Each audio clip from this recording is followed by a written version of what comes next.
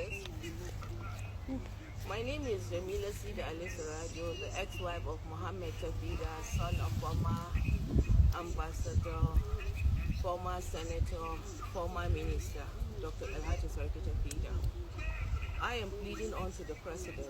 I'm the daughter of late Mala Sida Ali Sarajo, the veteran journalist, former MD New Nigerian newspapers, former MD Triumph newspapers, and first Northern NUJ president.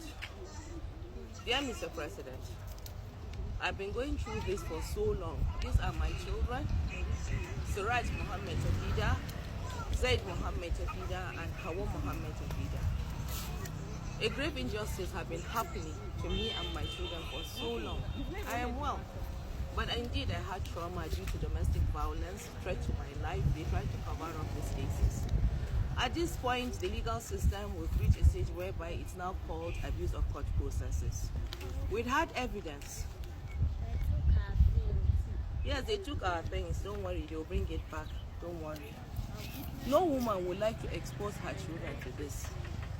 But my child, that is autistic, has seen his father visibly abusing me. Sarah, did you ever see me hitting your father?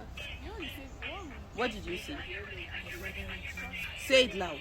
My father hitting me. When the boy testified, he strangled him and warned him not to ever tell the world. He works for Foreign Affairs. I filed in NAPTIP. My case had to pass 4 DGs in NAPTIP, sir. Your Excellency, I have been oppressed, abused, threatened. There is nothing I've not faced, but I continue to stand strong. When I speak, they try to cover up because they have more power, and they said I will disappear and nothing will happen. The safest place I can be is this resident that his father gifted to us, that later the father indeed took me to court and said he did not give Mohammed house, that we were illegal tenants. I had nowhere to go with these children. I was bruised, battered, in a broken state of mind. I had to go for therapy. Well-wishers have been standing by me. I've been taking care of these children selflessly, and he works for Foreign Affairs. How he even left the country is questionable. We filed based on my fundamental human rights case, tendered in evidence. You can visibly see where they broke into the house. From thugs, I was live on Facebook. A lot of theatrics, sir. A certain general once appeared from nowhere.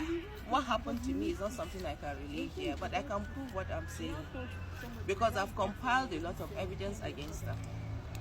How are they above the law? How is the former senator, former ambassador? Because the PA, Ubaleson Mantuna, claimed it is Dr. Alhaji Tafida that has been sending him. They came with thugs. I've run for my life, me and these children. We have, I can't even explain what is going on with me. I've spent 11 years as a married woman to this man. He took me to the Sharia court and claimed I'm not a true and faithful Muslim. The fate of Deborah awaits me in the north. There is nothing he has not pinned on me. I have tried legally to see I get protection. Your Excellency, I am pleading on to your person because once upon a time, my father told me the story of how you fought during the June 12 movement. Now, this man is late. I am seeking for help and intervention because I am not willing to move an inch because I fear for my life. My neighbors had been protecting me. Live, he came with masked men wielding weapons in the night, and later when they were caught, I screamed and began to shout. My mother was there, my neighbors were there. They claimed they were from the courts. There's no court that works in the night, sir. Police was there when the domestic violence case started. They said that, madam, domestic violence is a civil case. The same thing with NAPTIP. I filed first and then they deceived and manipulated me. I filed a case against a certain officer called Yasser. Actually, he was working with Mohammed Tafida. I can't prove it, but they were together because he made me to call Mohammed. And then later on, when he took me to the Sharia court, I learned that I called him, I was begging that I lied against this person. I never lied. I'm pained. He forced a child out of me. When I told his mother, she told me it is nothing, that it happened to her. My children should die. I've laid in hospitals. Rain has beaten me, but I never gave up on these children. Not even for once have they gone hungry. It was recently, not too long ago, that he took the children out of school for a year plus. And then when I began to expose the things that were going on, they placed them back in school recently. Recently, Foreign Affairs called me. But the last time they did, what happened there, they are the ones to really why they covered up that case.